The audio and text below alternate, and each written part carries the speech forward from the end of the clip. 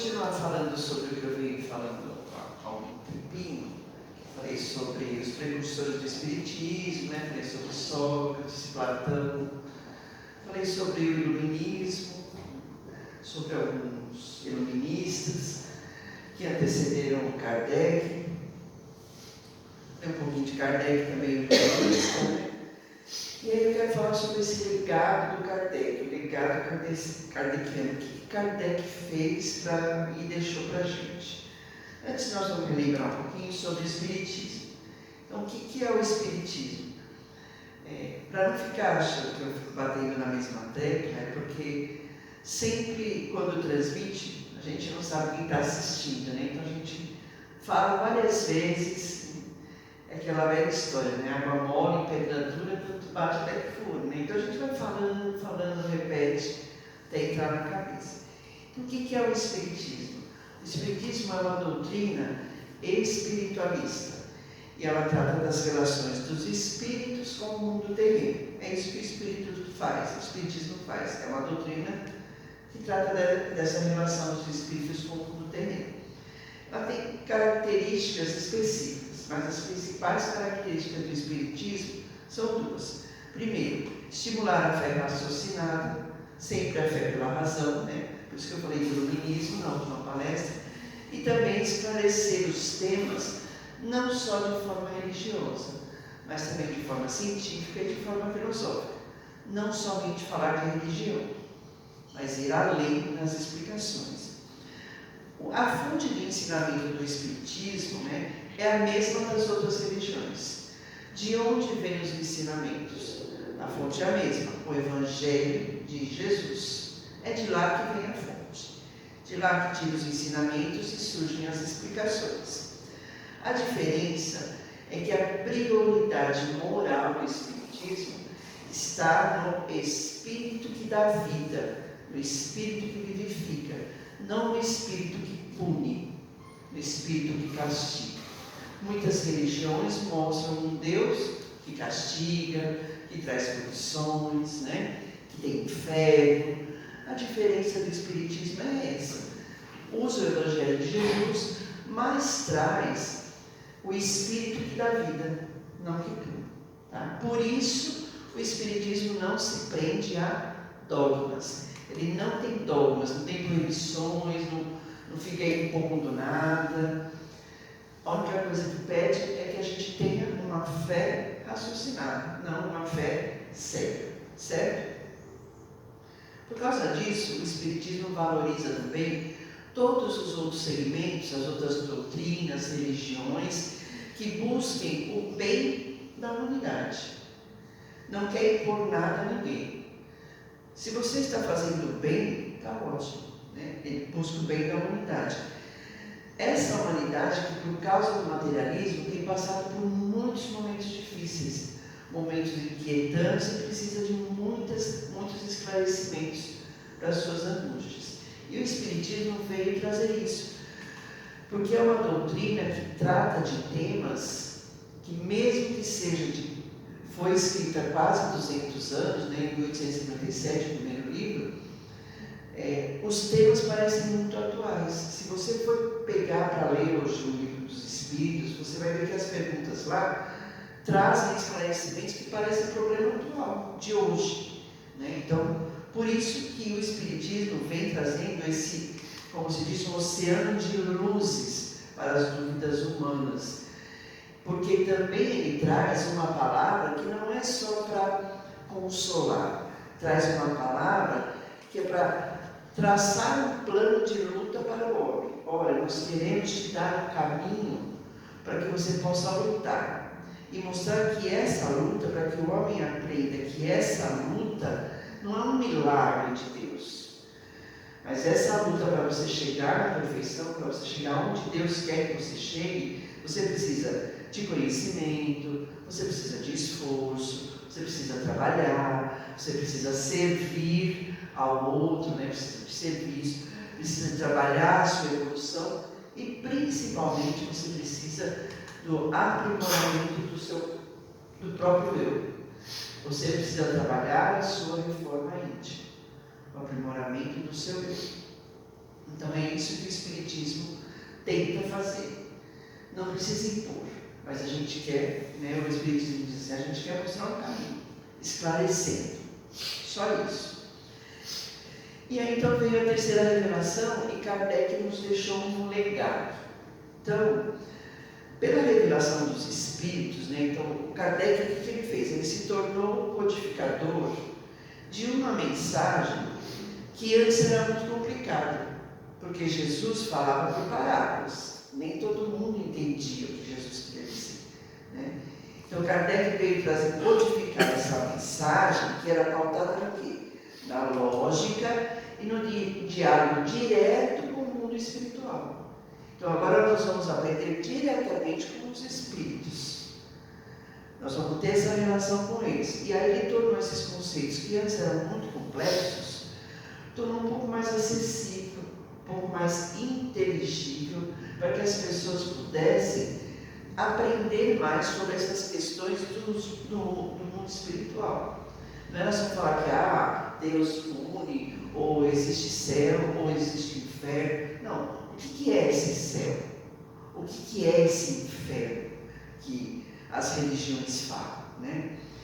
Então a codificação, na verdade, conta com 5 obras. A primeira obra da codificação desse legado de Kardec foi o Livro dos Espíritos, que foi escrito, publicado em 1857. Do que trata o Livro dos Espíritos? Bom, ele traz os princípios filosóficos que formam os fundamentos da doutrina espírita.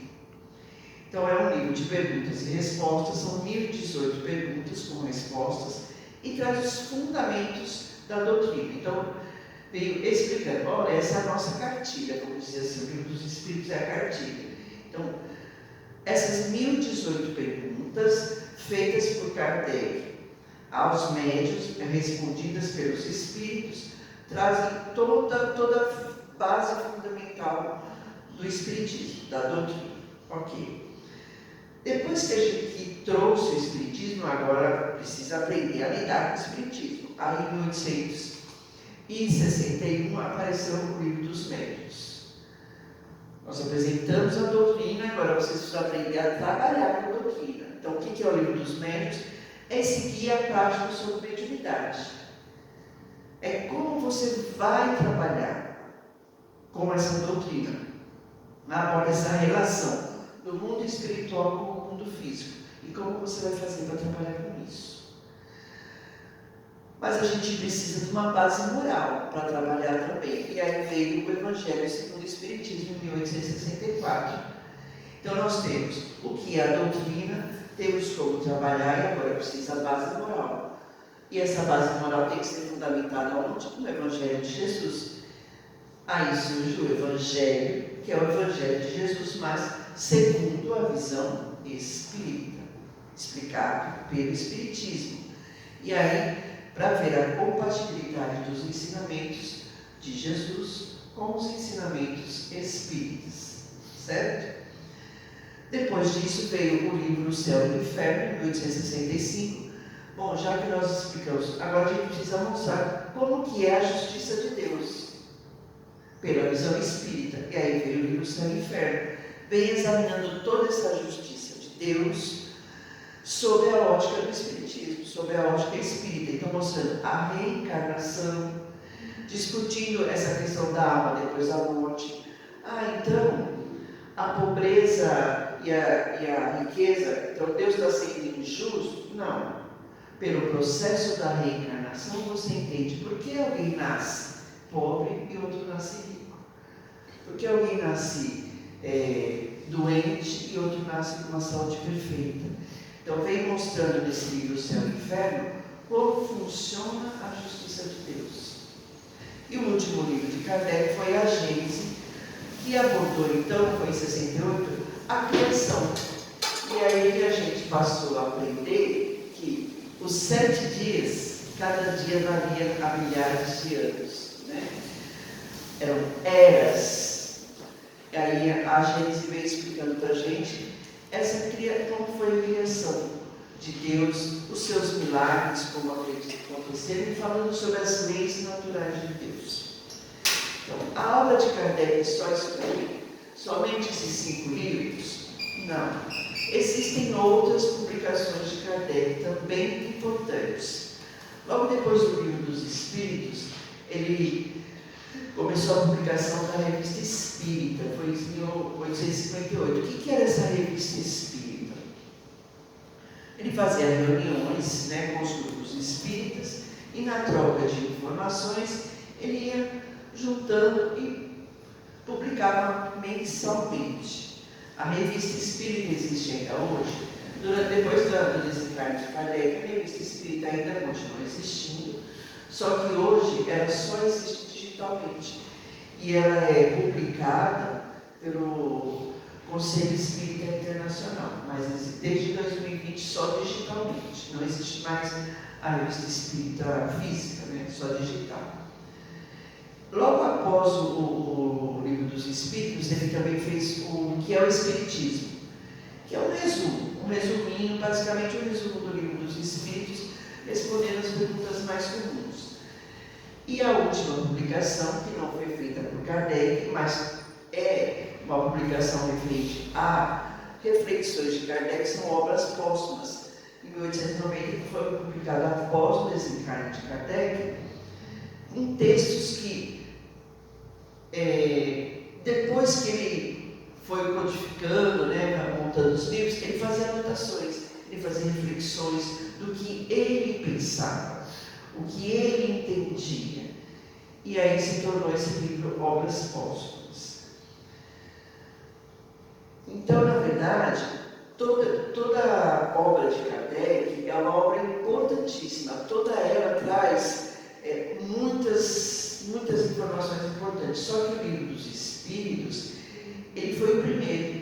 Ele é o alicerce, né? Ele é a pedra angular, vamos dizer assim, do Espiritismo. Foi onde tudo começou, com o Livro dos Espíritos. Por isso que é muito importante não somente ler, mas estudar o Livro dos Espíritos. É muito importante. Se cada um que está aqui tentar ler o Livro dos Espíritos, aí não entendeu uma pergunta, vem aqui no centro, tenta, né, conversar, saber. É importante estudar, grifa, anota do lado, é muito importante isso daí. Porque quando você começa a estudar o livro, passa um tempo, você volta e quer ler de novo, você percebe um outro ensinamento, você vai aprendendo mais. Então é muito importante fazer isso. Por que também é importante estudar o Livro dos Espíritos? Porque mesmo que a publicação dele seja de 1857, ele traz respostas a algumas perguntas que parecem referir aos homens de hoje. Tem algumas respostas, nós falamos, nossa, mas parece que tudo aí está acontecendo agora, né? Então, é muito importante. Também é muito importante estudar o Livro dos Espíritos, primeiramente porque a obra contém centenas de perguntas que foram feitas por Kardec, respondidas pelos Espíritos. Kardec, eu li uma vez, alguém comentou, algo que eu assisti, assim, que Kardec dizia que ele não era médium, que ele era o codificador da doutrina. Mas eu entendo que Kardec era médium também, porque as perguntas que ele fazia, eu entendo que ele era intuído a fazer aquela pergunta para os espíritos darem aquela resposta. E as reflexões que ele também fazia, que depois virou obras póstumas, também para mim é uma intuição. Então, mesmo que ele não desse comunicação espiritual, ele recebia pela mediunidade para poder fazer todo aquele trabalho. Então, por isso que é importante tentar ler e estudar o Livro dos Espíritos. E também porque, didaticamente, o livro está dividido em 4 partes principais. E essas 4 partes fundamentais, elas estabelecem sempre a base do Espiritismo. E essa base do Espiritismo, que foi definida por Kardec, é o tríplice aspecto da doutrina. Então é importante estudar, entendendo cada um dos livros, porque o Livro dos Espíritos é dividido em 4 outros livros, dentro do mesmo Livro dos Espíritos. E ele está fundamentado nesse tríplice aspecto, que, como a gente sabe, eu já falei várias vezes, Kardec mesmo disse que é pela ciência, pela filosofia e pela religião. Então, pela ciência, o que Kardec fazia? Ele fazia uma pesquisa racional. Então, era uma investigação metódica. Ele seguiu um método para poder estudar os fenômenos mediúnicos, a comunicação entre os espíritos, a imortalidade da alma, tudo pelas leis naturais, pelas leis da natureza. Nunca aceitou fascinação, essas coisas mirabolantes, não, tudo pela lei natural. O outro aspecto era filosófico, né? Então ele buscava a interpretação da vida, os porquês, né? Respostas existenciais aos porquês da vida da gente, né? Sobre a finalidade dessa reencarnação que veio falando depois, né? Sobre a evolução espiritual, sobre lei de causa e efeito, tudo isso na parte filosófica. E na parte da religião, vem trazendo a consequência moral de tudo isso daí, focando sempre no Evangelho de Jesus, para ter essa reforma íntima. E sem contar também que a maior premissa do Espiritismo sempre foi essa daí. Diz assim: amai-vos, esse é o primeiro mandamento, instruí-vos, este é o segundo. Kardec é quem falou isso daí. Então, nós precisamos sempre de instrução. Tudo que trouxer para a gente, para que a gente tenha que acreditar, é preciso primeiro analisar. Sempre. Então, eu vou falar um pouquinho dos 4 livros, mas bem pouquinho. E de cada um dos livros, eu escolhi uma pergunta ou duas que eu acho importantíssimas. E que quando eu li pela, sei lá, sei quantas vezes eu já li, eu falei, nossa, eu ainda não tinha prestado atenção nisso. Então vamos lá. O primeiro livro, que está dentro do livro dos Espíritos, o livro primeiro, né, que trata das causas primárias. O que são as causas primárias? Trata de Deus. Fala de Deus, dos elementos do universo, né, da criação, do princípio vital.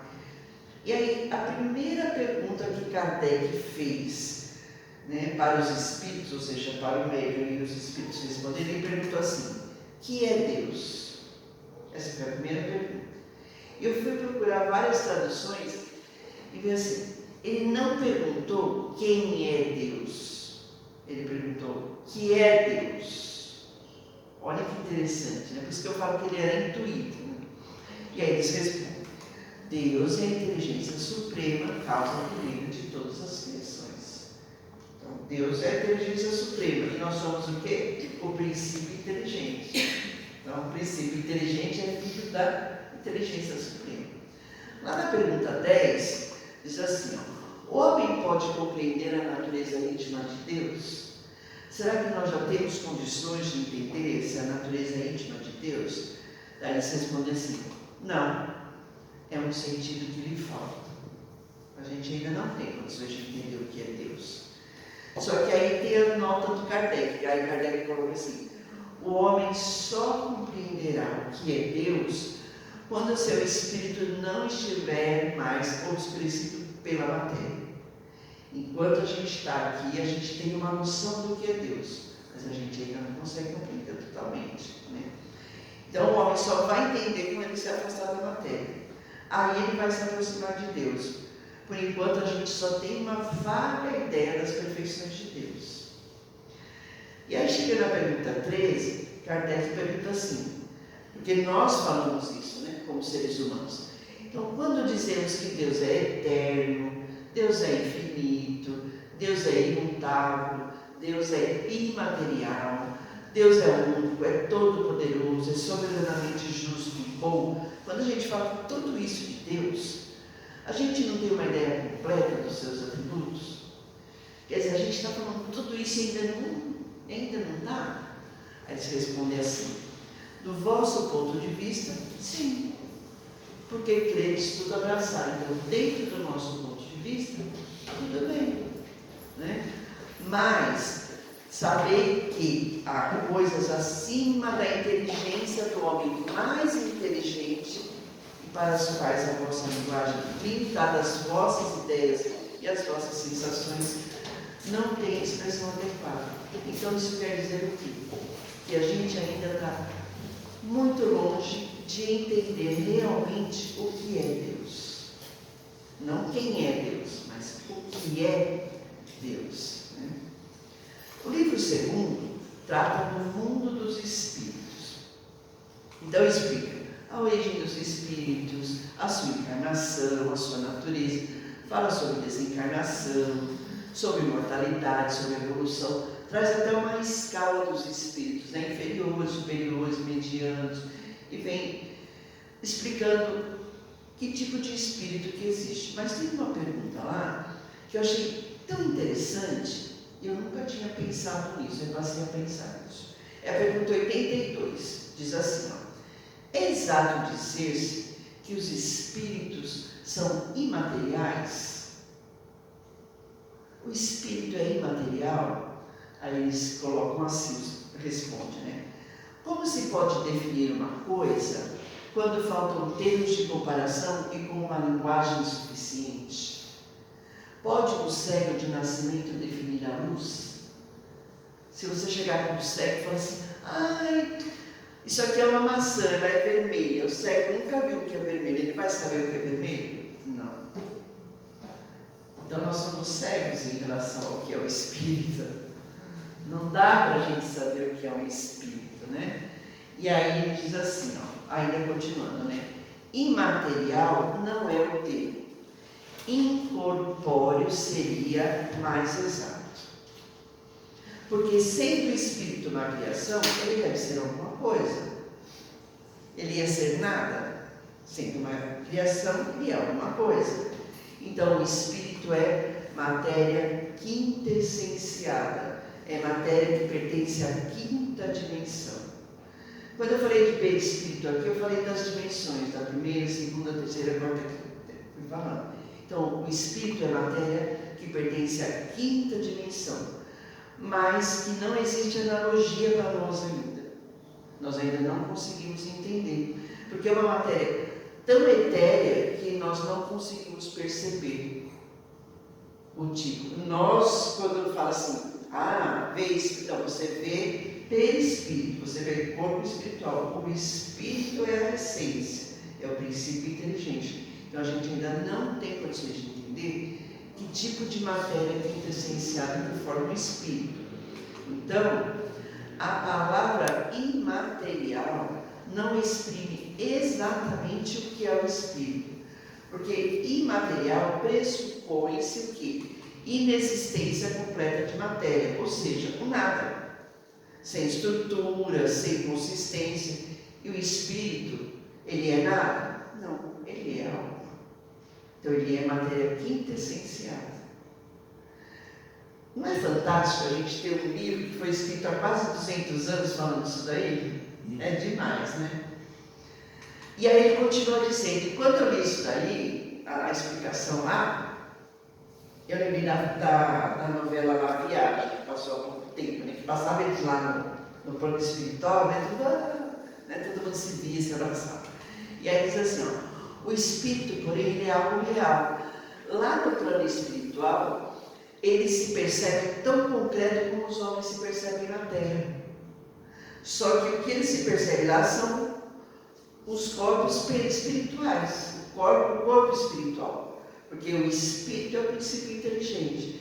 Então, é a limitação das nossas percepções que ainda não conseguem entender qual tipo de matéria de que é feito esse espírito. A gente não consegue compreender a essência dessa matéria.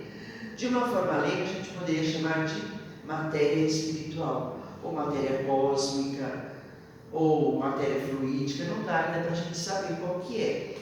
O Kardec põe uma nota mais abaixo, ele diz assim, ó, dizemos que os espíritos são imateriais porque na sua essência, a sua essência difere de tudo que nós, seres humanos, conhecemos como matéria. A nossa percepção do que é matéria não dá para a gente entender. Por isso que a gente diz que ele é imaterial, certo? Mas, em relação a isso, nós somos verdadeiros cegos, como eu disse no começo, né? Então, nós não podemos definir se não for só por algumas comparações, e ainda comparações muito imperfeitas, ou por algum esforço muito grande da nossa imaginação. A gente pode pensar, o espírito é um fecho de luz, né? E ainda assim alguém sabe do que é feito a luz?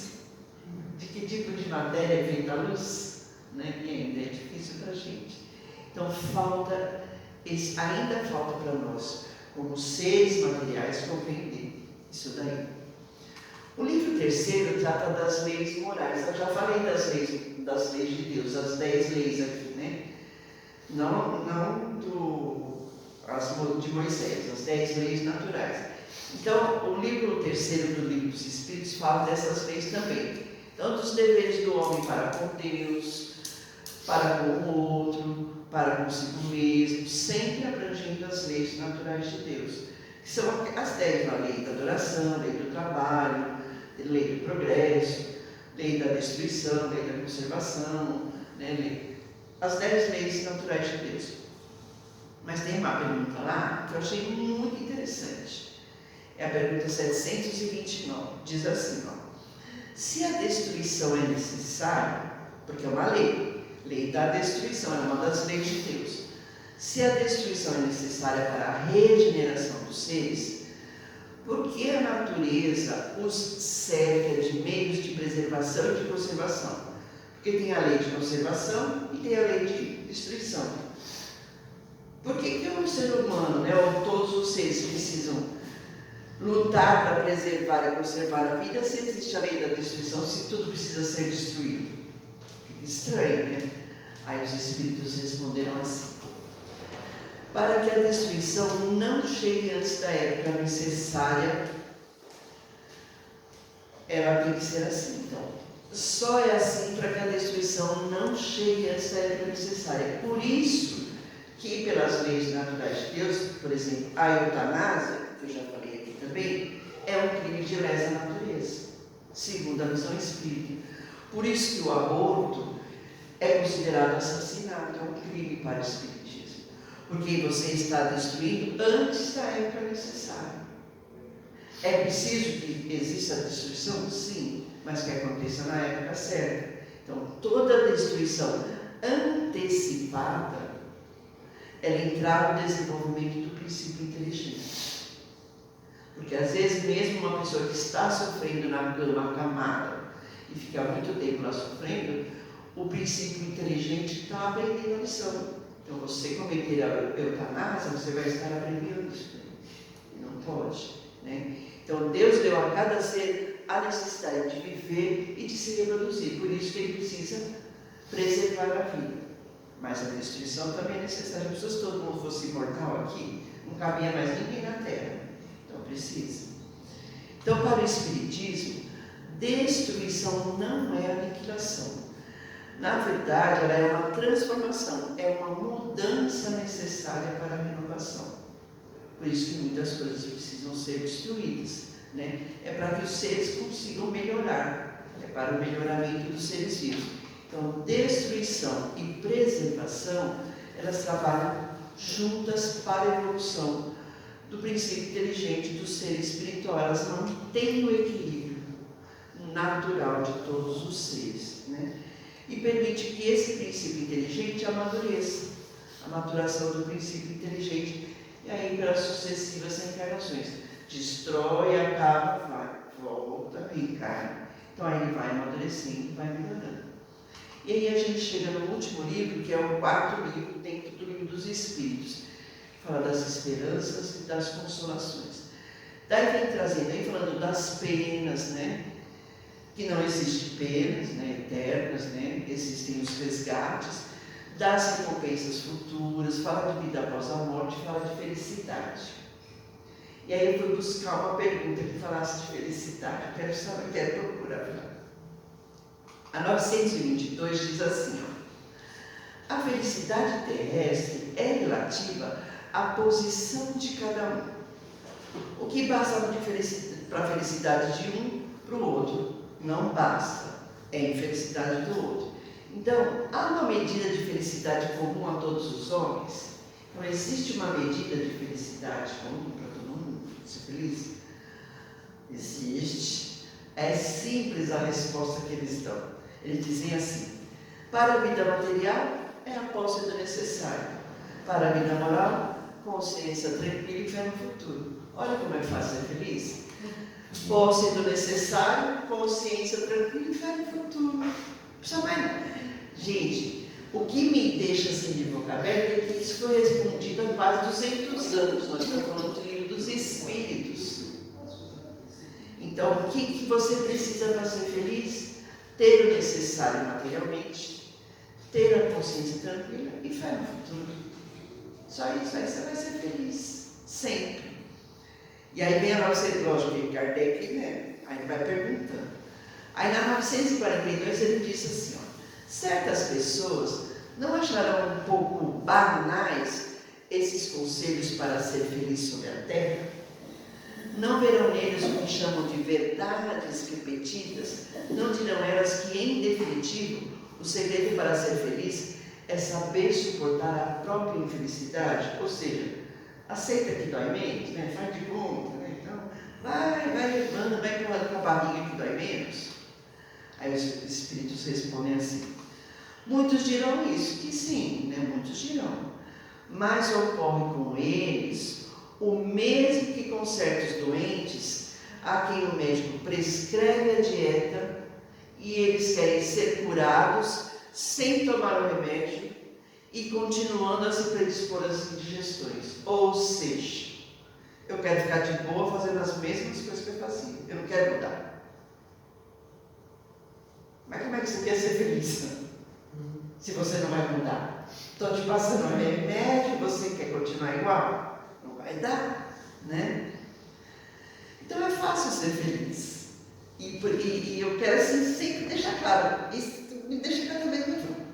Nossa, isso foi falado antes, e eu já li o livro dos Espíritos, acho que umas 5, 6 vezes. E cada vez que eu pego uma questão, eu anoto mais uma coisinha do lado, porque eu entendo outra coisa. E aí eu fui para a última questão do livro. A primeira que é Deus, e agora eu vou para a última, né? A última questão foi respondida pelo Espírito São Luís. E aí Kardec perguntou assim, jamais o reino do bem poderá ter lugar sobre a terra? Porque a terra está trabalhando para isso, né? E se a gente olhar a terra hoje, eu falei, vai demorar, né? Vai demorar. Então, aí São Luís respondeu assim, o bem reinará sobre a terra quando entre os espíritos que vêm habitá-lo, os bons vencerem sobre os maus. Lógico.